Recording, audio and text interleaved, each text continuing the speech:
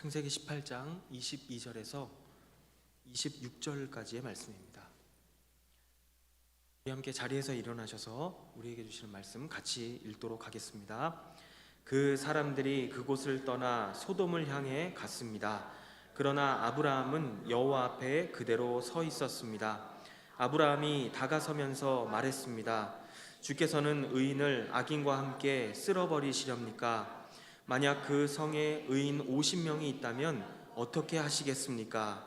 그 성에 의인 50명이 있는데도 그곳을 용서하지 않고 정말 쓸어버리시겠습니까? 의인을 악인과 같이 죽이고 의인을 악인처럼 대하시는 것은 주께는 있을 수 없는 일입니다. 온 세상을 심판하시는 분인 주께서 공정하게 판단하셔야 하지 않겠습니까?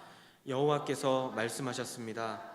내가 소돔 성에서 의인 50명을 찾으면 그들을 위해 그 온 땅을 용서할 것이다. 아멘. 저는 이 3일 저녁 기도회를 생각할 때마다 하나님께서 주시는 쉼과 안식을 생각하게 됩니다. 우리가 지난 3일 동안의 삶을 주님 앞에 내려놓고 주님께 또 평안 가운데 또 그렇게 기도 가운데 나아가는 그러한 수요 기도회가 되기를 간절히 소망합니다. 오늘 본문에는 아브라함의 기도하는 모습이 나옵니다. 하나님과 아브라함이 이렇게 만나서 이야기를 하는 모습이 나옵니다. 아브라함의 기도라는 제목으로 말씀을 나누기를 원합니다. 소돔과 고모라를 하나님이 심판하시기 전에 이 도시를 향해서 아주 적극적으로 하나님 앞에 기도하는 한 사람, 그 사람은 바로 아브라함이었습니다. 오늘날 우리의 삶에 우리로 하여금 하나님 앞에 적극적으로 기도하지 못하게 만드는 이유들 무엇이 있을까 생각을 해보면 여러 가지가 있을 수 있겠죠. 그런데 그 중에 한 가지 이유를 생각해 보자면 기도하지 못하게 만드는 내 안에 어떤 선입견, 어떤 잘못된 생각이 적극적인 기도를 막는 장애물이 될 때가 있지 않나 하는 생각을 해보게 됩니다. 이런 것이죠. 기도해봤자 아무 소용이 없을 거라고 생각하는 것입니다. 하나님이 이미 뜻을 정해 놓으셨으니까 내가 기도해봤자 하나님은 하나님이 정하신 대로 하실 거야. 그렇기 때문에 결국 나의 기도가 아무런 의미가 없다고 생각하는 것입니다. 하나님의 주권을 인정해야 하는 것은 맞습니다. 그러나 하나님의 이 절대 주권을 잘못 강조하게 되면 하나님께서 우리의 기도에 영향을 받으실 뿐만 아니라 우리의 올바른 기도에 하나님의 뜻을 바꾸실 수 있다는 사실까지도 우리가 무시할 수 있게 됩니다. 때로 어떤 사람들은 기도를 이야기할 때 기도는 하나님을 바꾸는 것이 아니고 내 자신을 바꾸는 것이다, 이렇게 이야기를 하기도 합니다. 물론 기도하면 내 자신이 바뀝니다. 그런데 내 자신만 바뀌는 것이 기도의 전부는 아닙니다. 진정한 기도는 하나님의 뜻도 변화시키는 기도입니다. 하나님은 이 성경에 보면 우리의 기도를 정말 기뻐하십니다. 우리가 하나님 앞에 나올 때마다 너무나 기뻐하시죠. 그리고 때로는 우리의 기도를 통해서 하나님의 일을 하기를 원하십니다. 그래서 때로는 우리의 기도를 기다리실 때가 있습니다. 그리고 우리의 기도에 영향을 받으실 때가 있습니다. 그리고 때에 따라서는 우리가 하나님 앞에 올려드리는 기도에 따라서 하나님의 뜻을 바꾸시기도 하는 모습을 우리는 성경을 통해서 확인할 수가 있습니다. 하나님께서 기도를 통해서 이 세상을 이끌어 가신다는 것을 생각할 때마다 얼마나 놀라운지 모릅니다. 이것이 바로 기도의 특권입니다. 하나님은 하나님의 뜻을 하나님 혼자가 아닌 우리와 함께 이루어 가기를 원하시기 때문에 그렇습니다. 오늘 본문에도 하나님은 아브라함과 함께 하나님의 뜻을 이루어 가기를 원하고 계시다는 것을 알 수 있습니다. 아브라함에게 하나님이 얼마나 친밀하게 다가오셨는가 하면요, 하나님은 아브라함에게 자신이 어떤 분이신지, 자신이 무엇을 좋아하고 무엇을 싫어하시는지 이러한 내용들을 아브라함의 생애 전반에 걸쳐서 말씀해 주십니다. 오늘 본문 앞부분에 있는 창세기 15장 말씀만 보더라도 하나님께서 아브라함과 교제하시면서 아브라함이 죽고 나서 몇백 년 후에 일어날 일들까지도, 그 계획까지도 아브라함에게 자세히 알려주시는 장면이 나옵니다. 바로 그 후손들이 400년 동안 노예 생활을 할 것이고, 이집트에 가서 노예 생활을 할 것이고, 나중에 아브라함이 지금 살고 있는 이 가나안 땅에 다시 돌아오게 될 것이다. 하나님은 그러한 내용까지도, 계획까지도 아브라함에게 말씀해 주십니다. 오늘 본문에도 하나님께서 아브라함에게 이렇게 하시는 말씀의 내용을 보면 하나님이 소돔과 고모라에 죄악이 가득 탔다는 것을 알고 계시죠. 그리고 그 소돔과 고모라에 대해서 하나님께서 어떻게 생각하시는지를 아브라함에게 이야기하고 계십니다. 그러면서 동시에 하나님이 어떤 분이신지도 알려주고 계시죠. 하나님은 죄를 싫어하신다는 것을 아브라함에게 알려주고 계신 것입니다. 창세기 18장 20절과 21절 같이 읽겠습니다. 여호와께서 말씀하셨습니다. 소돔과 고모라에 대한 부르짖음이 크고 그 죄악이 심히 무겁다. 내가 내려가서 그들이 한 짓이 내게 들린 부르짖음과 같은지 그렇지 않은지 살펴보고 알고자 한다. 아멘. 하나님께서 이 소돔을 심판하실 것이라는 계획을 아브라함이 눈치를 채게 됩니다. 그래서 이 아브라함이 하나님께 이렇게 얘기를 하게 되죠. 18장 25절 같이 읽겠습니다.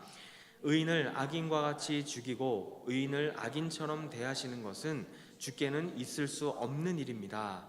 온 세상을 심판하시는 분인 주께서 공정하게 판단하셔야 하지 않겠습니까? 하나님, 만약에 그 성에, 그 소돔 속에 의인이 있다면 그 의인이 죽는 것이 너무나 억울하지 않겠습니까? 하나님께서 죄인을 죽이시는 것은, 심판하시는 것은 이해가 되는데 거기에서 의인까지 죽이면 어떡하시겠습니까? 이렇게 이야기하는 것이죠.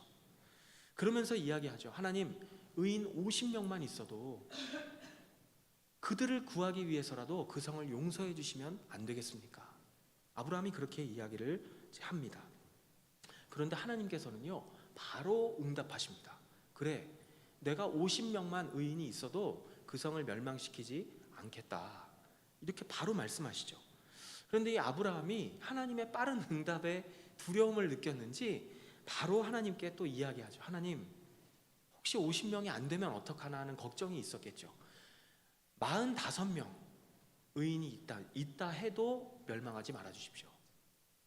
그리고 좀 있다가 또 40명으로, 30명으로, 그리고 20명으로, 그리고 마지막으로 의인 10명만 있어도 하나님 그 성을 멸망하시면 안 됩니다. 이렇게 제안을 했을 때 하나님은 그때마다 노여워하지 않으시고 그때마다 계속 아브라함의 기도에 응답을 하십니다. 아브라함의 기도의 모습을 보면 참 적극적입니다. 그런데 동시에 이렇게 적극적으로 기도하는 아브라함에게서 발견할 수 있는 모습이 있습니다. 오늘 함께 나눌 내용은 이것입니다. 아브라함에게서 발견할 수 있는 적극적인 기도자의 모습은 무엇일까요? 적극적으로 우리가 하나님 앞에서 기도할 수 있는 이유, 그것은 바로 아브라함은 하나님과 친밀했고 그리고 하나님을 알았다는 것입니다. 하나님이 어떤 분이신지를 알았고 그분의 성품을 알았고 그분의 계획을 알고 있었다는 것이죠. 참 본문을 보면 아브라함이 하나님과 참 친밀했다는 것을 알 수가 있습니다. 17절에 보면 이렇게 말씀하시죠.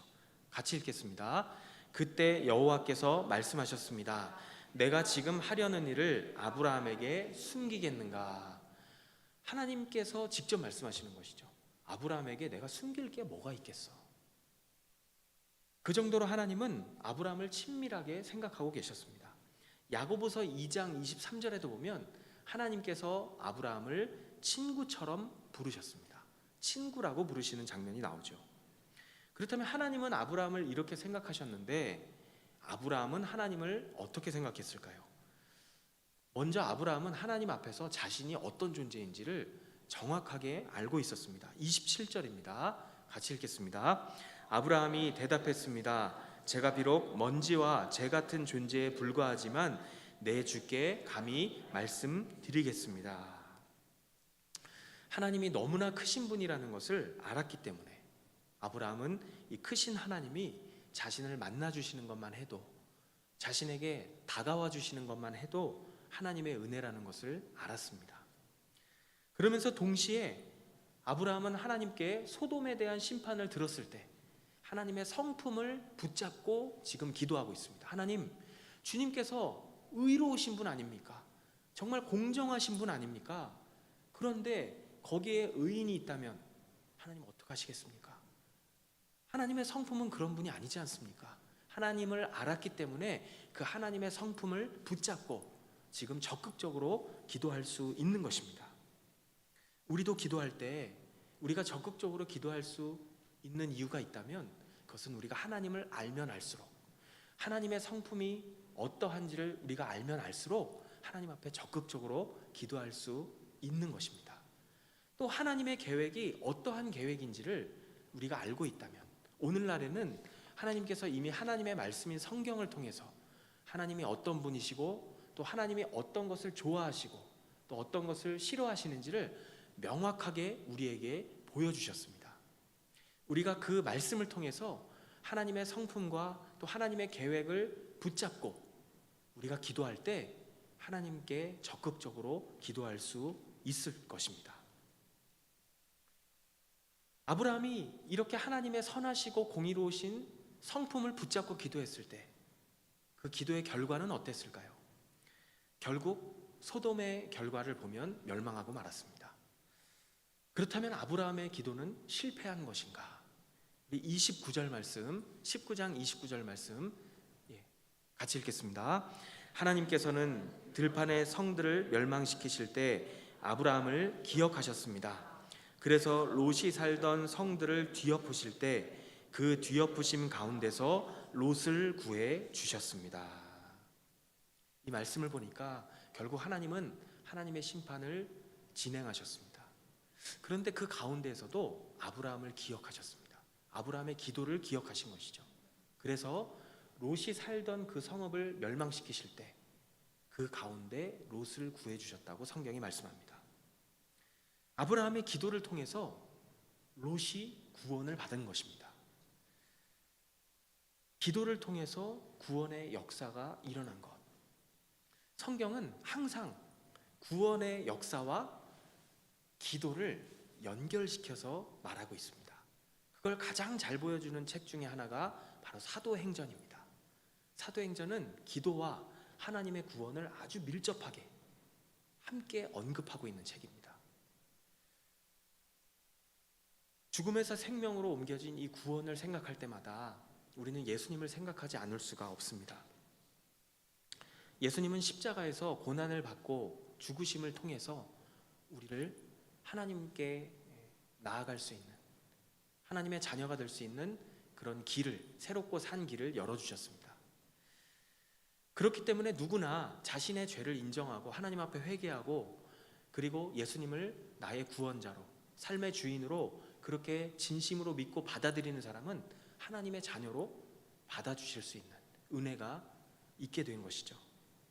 이러한 구원의 은혜가 우리에게 있기까지는 성경을 보면, 이 복음서에 보면 예수님의 끊임없는 기도가, 그것도 그냥 기도가 아니라 적극적인 기도가 있었다는 것을 성경을 통해서 말씀하고 있습니다. 예수님은 자기 자신을 위해서도 기도하셨죠. 우리가 알고 있는 것처럼 베드로가 주는 그리스도시요 살아계신 하나님의 아들이십니다, 예수님이 어떤 분이신지를 정확하게 알고 고백했을 때 예수님의 고백을 보시면 이렇게 말씀하십니다. 네가 참 복이 있구나. 이것을 알게 하신 분은 하나님이시구나. 이게 무슨 말입니까? 내가 기도했는데 하나님께서 알게 하셨구나. 우리가 하나님을 정확하게 알게 되는 것도 기도와 연결되어 있습니다. 누군가를 위해서, 구원을 위해서 기도하는 것도, 그것도 우리의 기도와 연결되어 있습니다. 이렇게 기도는 하나님의 계획과 밀접한 연관성을 가지고 있습니다. 예수님께서 정말 너무나 고통스러우실 때 겟세마네 동산에서 기도하셨죠. 땀방울이 핏방울이 될 만큼 아주 괴로워하시며 기도하실 때 하셨던 기도의 내용을 우리는 기억합니다. 주님, 할 수 있다면 26장 39절 혹시 준비되셨으면 우리 같이 읽도록 하겠습니다. 내 아버지, 할 수 있다면 이 잔을 내게서 거둬 주십시오. 그러나 내 뜻대로 하지 마시고 아버지의 뜻대로 하십시오. 예수님은 하나님의 계획을 너무나 잘 알고 계셨습니다. 예수님께서 죽으셔야만 우리가 구원받을 수 있는 길이 열릴 거라는 것도 알고 계셨습니다.